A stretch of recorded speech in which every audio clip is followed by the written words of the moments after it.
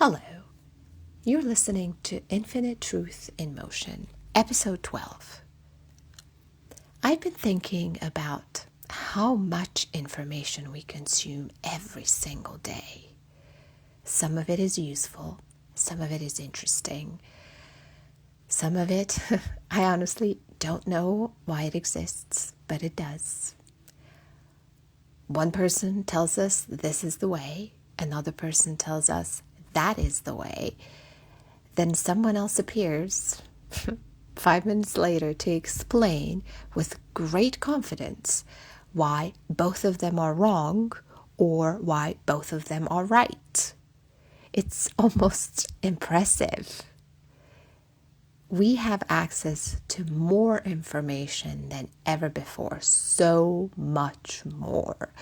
More opinion, more advice, more people telling us how to live, what to eat, whom to trust, what to fear, how to heal, what our relationships should look like, and apparently even the correct way to breathe.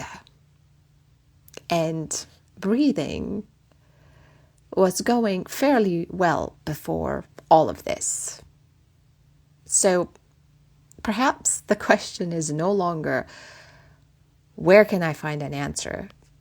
Perhaps the question is, what deserves my attention in the first place? And that brings me to discernment. And this word can sound serious, almost as if we need to sit very still, look deeply wise, and make a final declaration about what is true. But I don't believe discernment is about always knowing. And I don't believe it is about deciding who's right or who's wrong. Discernment, for me, feels more alive than that. It's something that is continually moving with us. It grows through experience. It changes as we change. What I could see a few years ago is not necessarily what I can see today. What once felt right for me may no longer feel right. Something I dismissed before may make sense now because I have lived a little more, felt a little more, asked different questions. That does not mean I was foolish then and wise now. It means I was meeting life with the understanding available to me at the time. And now something else is available. So perhaps discernment begins there. Not with certainty, just with the willingness to keep seeing.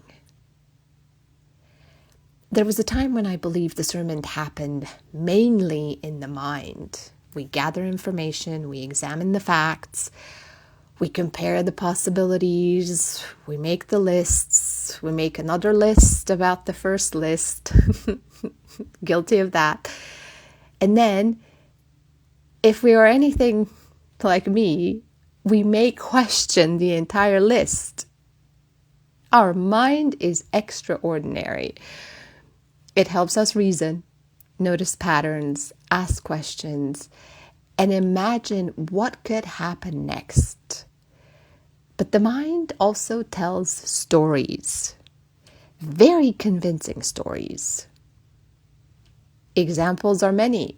Someone doesn't answer a message, and within minutes, the mind has written an entire novel. They don't care, they're upset, I said too much, I didn't say enough. The friendship is over, they've moved to another country. Meanwhile, they may simply be taking a shower, working, doing all kinds of things. So discernment creates a little room between what happened and everything we added to it. The message has not been answered. That is what I know. The rest may be intuition, it may be fear, it may be memory, it may be an old wound trying to protect me from experiencing something painful again. Or perhaps something truly is changing. Discernment does not immediately choose the most comforting explanation. It also does not immediately choose the most frightening one. It allows us to ask questions. What do I actually know? What am I assuming? What belongs to this moment, and what have I carried into it from somewhere else? And these questions bring us closer to what is here in the now. But discernment does not belong only to the mind, right? The body is part of this conversation too. Our bodies are constantly communicating with us. A tightening in the chest, a softening in the belly, shoulders moving towards the ears, a breath we did not realize we were holding, a sudden desire to step closer or to move away. Sometimes the body responds before the mind has found words for what is happening. But listening to the body does not mean treating every bodily response as a final answer. The body carries wisdom. It also carries history. It remembers what frightened us, what overwhelmed us, what once felt unsafe. Something unfamiliar can create tension even when it is good for us, and something familiar can feel comfortable even when it keeps hurting us. That is why embodiment and discernment belong together. Embodiment is not simply saying, my body reacted, therefore this must be the truth. It is staying close enough to the body to become curious about the reaction. What are you telling me? Is this danger? Is this fear of change? Is this excitement moving through a body that cannot quite tell the difference yet? Is this the old experience entering a new moment? At times, a no is a clear no. But at times, it is fear. And sometimes a yes, it's a full body yes. But at times, it is a familiar pattern dressed as desire. And discernment asks us to stay with ourselves long enough to begin feeling the difference. Not only once, again and again. Because that relationship with ourselves is built over time. And the soul has a place here too. Oh, it does. Whatever that word means to each of us. For me, it is the part beneath performance, expectation, fear, and all the identities we have collected.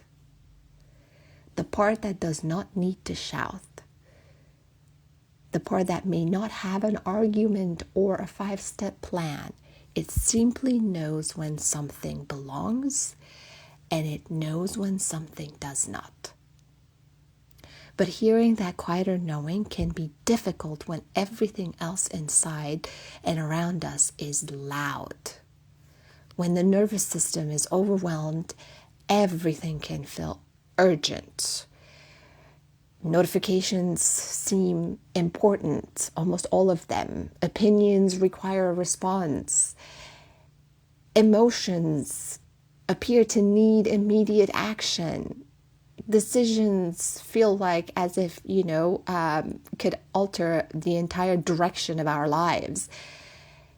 And I'm not saying that it cannot. Sometimes it can. Most of the time, however, we can probably take a breath first.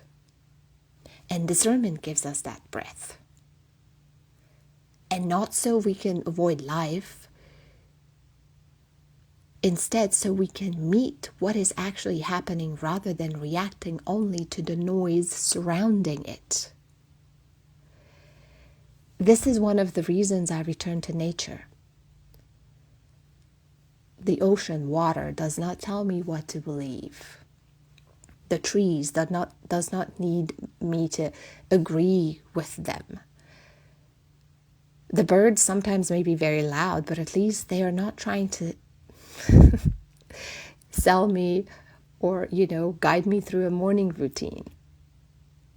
Nature gives me somewhere to hear myself again.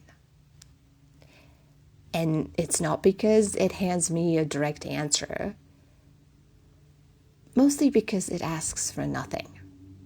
So the mind can settle, the body can move, and something deeper has room to come forward. And at times clarity arrives, and sometimes it doesn't. That is part of discernment too. Being able to say, I don't know yet. These are very simple words. And somehow, they may feel at times the hardest words of human beings